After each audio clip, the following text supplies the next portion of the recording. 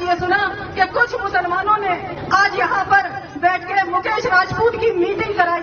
मुझे लगता है समाज को उनका हुक्का पानी बंद कर देना चाहिए। इतने मतलबी मत बनो कि बच्चों की जिंदगियों से खेलो, हमारे बच्चों की जानों से खेलो। लेकिन नमाज के बाद मस्जिद के भीतर थोड़ी ना बात हो रही थी कि जिहाद करेंगे। फर्रुखाबाद में कहा जा रहा है कि वोट जिहाद करो, और संभल में कहा जा रहा है कि मुसलमान अतीक, अशरफ और मुख्तार अंसारी की कुर्बानी को जाया नहीं जाने देगा। तो क्या करोगे भाई? उनकी कुर्बानी जाया ना जाए तो इसके लिए क्या किया जाए, या क्या किया जाएगा?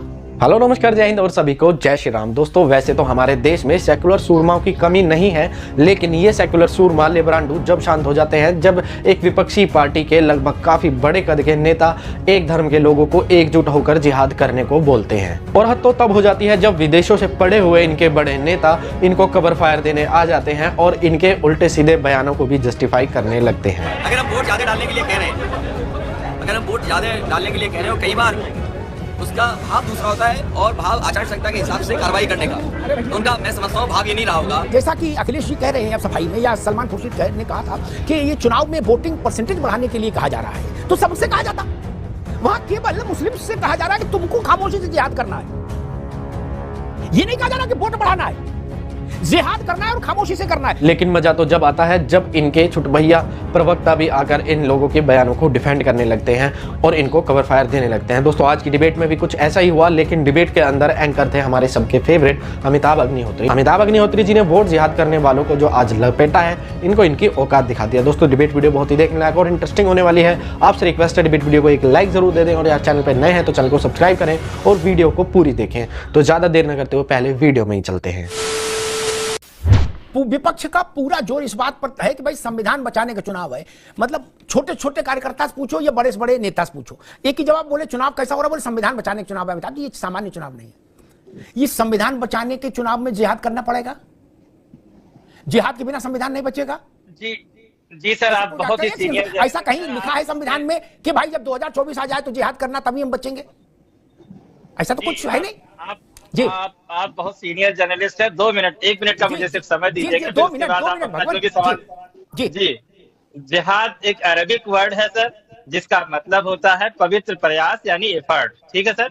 और यकीनन ये इस्लाम को बदनाम करने के लिए वेस्टर्न मीडिया और वेस्टर्न सभ्यता ने इसका जो है गलत ढंग से इस्तेमाल किया है। वही चीजें जो कि चली आई और यहाँ के परिवेश में भी जिहाद को एक गलत ढंग से पेश किया गया, और जिहाद आज माना जाने लगा कि ये एक धर्म युद्ध है, जबकि बेसिकली अरबिक में इसका ये मायने नहीं है, और जो कुरान में जहां जहां भी आया उसका ये मायने नहीं है। लेकिन ठीक है, क्योंकि आज जो प्रचलन है उसका मतलब जिहाद का यही मतलब निकाला जा रहा है कि कोई धर्म युद्ध हो रहा है, और उस धर्म युद्ध में मुसलमानों से ये अपील की जा रही है कि आप दूसरे धर्म के खिलाफ वो करो, मतलब खिलाफ वो जाओ, मतलब जिहाद करो, जो कि व्हाटएवर है। तो यकीनन जो मारिया का मतलब था, जैसा कि माननीय राष्ट्रीय अध्यक्ष हमारे अखिलेश यादव कह रहे थे, उनका भाव यही था कि ज्यादा से ज्यादा वोटों का प्रयास किया जाए। उनका कहने का तरीका गलत हो सकता है, इसमें हम सफाई नहीं देंगे कि वो बिल्कुल सही है या नहीं है, लेकिन ऐसा कुछ भी नहीं है कि जिहाद वर्ड जो है, यकीनन उसको जिहाद वर्ड को इस्लाम से जोड़ के। ठीक, आजम भाई 1 मिनट रुकना होगा।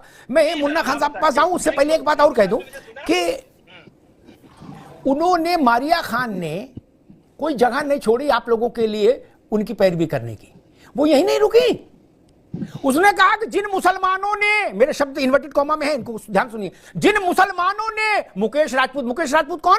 भारतीय जनता पार्टी का उम्मीदवार फर्रुखाबाद में, बोले मुझे पता लगा कुछ मुसलमानों ने मुकेश राजपूत की बैठक कराई, उन्हें डूब मरना चाहिए, हम लोग लड़ रहे हैं, युद्ध लड़ रहे हैं, जिहाद कर रहे हैं, वो भाजपा की बैठक करा रहे हैं, इनका हुक्का पानी बंद करो। ये संविधान बचाने की दिशा में कदम है, मतलब ये माना जाएगा, या इसको कोई और मानेंगे?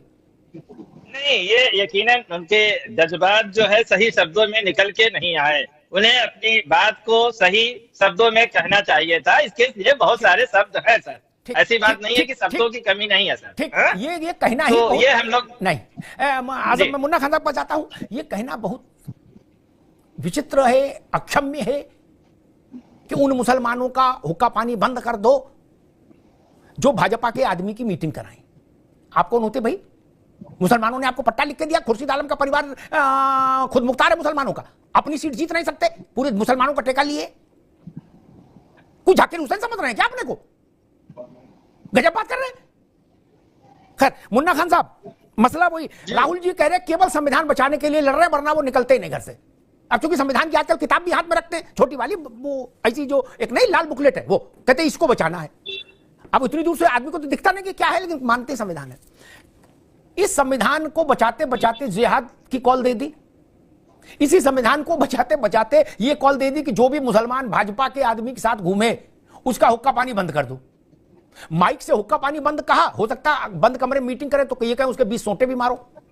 नहीं, रास्ता तो उधर ही जा रहा है। ये सब संविधान बचाने के ही खाते में जमा हो गई, ये सब चीजें कि अलग काउंट होंगी। मुन्ना खान साहब, देखिए अमिताभ जी, सबसे बड़ी बात बिल्कुल सरल तरीके से समझने की जरूरत है। जिहाद एक उर्दू शब्द है, पहले उसका अर्थ, उसके मायने, उसके तर्जुमे को समझने की जरूरत है। जिहाद का मतलब है कोशिश और संघर्ष। ये स्वाभाविक है क्या, जब हमने जिहाद किया तो 1947 में हमें आजादी मिली, उसी को संघर्ष और कोशिश कहते हैं। लेकिन जिसने जिहाद कभी किया नहीं उसे क्या पता, जिसने दलाली की उसे क्या पता कि जिहाद क्या है, संघर्ष क्या है। दूसरी बात बता दूं, एक उर्दू शब्द को इस माहौल में डाल देना। नहीं, देखिए एक मुस्लिम के मुंह से जिहाद शब्द निकला, अरे भैया 9 करोड़ कांग्रेस पार्टी के कार्यकर्ता है, वो भी जिहाद पे है, वो भी जिहाद के लिए लड़ रहे हैं। हमारी लड़ाई सरकार से, लेकिन मीडिया उस लड़ाई को हिंदू मुस्लिम में बांट देती है। हमारी लड़ाई जिहाद जो है वो सरकार से है और रहेगी। अगर 2024 में जिहाद से सरकार जाएगी, हमारी कोशिश और संघर्ष से सरकार जाएगी। हम कोशिश करेंगे, संघर्ष करेंगे, तब ये सरकार भागेगी। अब ये कन्हैया कुमार की बात आ गई, नहीं हमें चाहिए आजादी, वो तो आजादी मांग रहा। अरे भाई, वो देश से आजादी मांग रहा था, देशवासियों से, देशवासियों के लिए आजादी मांग रहा था, बेरोजगारी से आजादी मांग रहा था। वो ये नहीं कर रहा था नहीं नहीं ये देश गुलाम है कहीं, इसको आजाद करो, ऐसा कुछ नहीं था। तो ये प्रोपेगेंडा फैला देना और दूरबीकरण करना वोट की राजनीति करना, मैं समझता हूँ ये गलत है। जी बिल्कुल बिल्कुल गलत है मुन्ना भाई। वो राजनीति तो वोट की होती है, इसी के लिए चुनाव आयोग में पार्टी दफ्तर रजिस्टर्ड होती है। ऐसा थोड़ी भंडारा करने के लिए किसी ने लिख के दिया कि हम भंडारा करने के लिए पार्टी बना रहे हैं, नहीं ना। किसी बात करते वोट की राजनीति ही वोट की है, ये ना समझी छोड़ो। बहुत समय हो गया भारत में चुनाव होते होते 52 से लेकर आज तक। खैर, 2 बातें कहकर मैं प्रशांत पटेल के पास चलूंगा। मुन्ना खान साहब ने बताया उर्दू का शब्द है, आजम भाई ने कहा अरबी का शब्द है, मैं कह रहा हूं फारसी का है। तीसरी बात कह देता हूं, एक बहुत ब्लंट बात कह दूं, ज्ञानी तो आप सब हो। मसला ये नहीं कि डिक्शनरी में क्या लिखा है, अरबी में, फारसी में और होनोलुलु की किताब में, मैं बहस में नहीं जा रहा। लोक मन क्या समझता है किस वाक्य का अर्थ, आजम खान समझिए ना आप। शरीर के कुछ हिस्से उस शरीर के हिस्से हैं क्या, लेकिन लोक मंच पर, सार्वजनिक मंच पर उनका दूसरे भाव मुद्रा में आप उल्लेख करें तो वो गाली हो जाते हैं, नहीं हो जाते क्या, हो जाते हैं ना।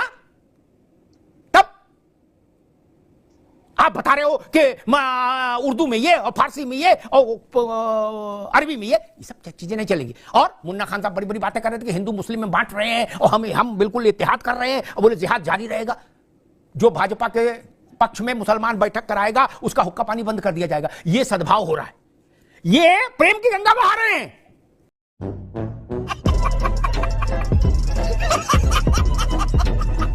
दोस्तों, अगर कोई नेता आकर सारे हिंदुओं को एक होकर बीजेपी को वोट देने के लिए बोलने लगे और चुनाव के चलते धर्म के आधार पर सबको इकट्ठा करके वोट देने के लिए बोलने लगे, तो ये सेक्युलर सूरमा और लिब्रांडुओं की फौज खड़ी हो जाएगी। और ये जो मीठे हलवे जो वीडियो बनाते हैं, जो स्टाइल मार मार के दोस्तों फैक्ट ला के वीडियो बनाते हैं, ये सब धरे रह जाएंगे।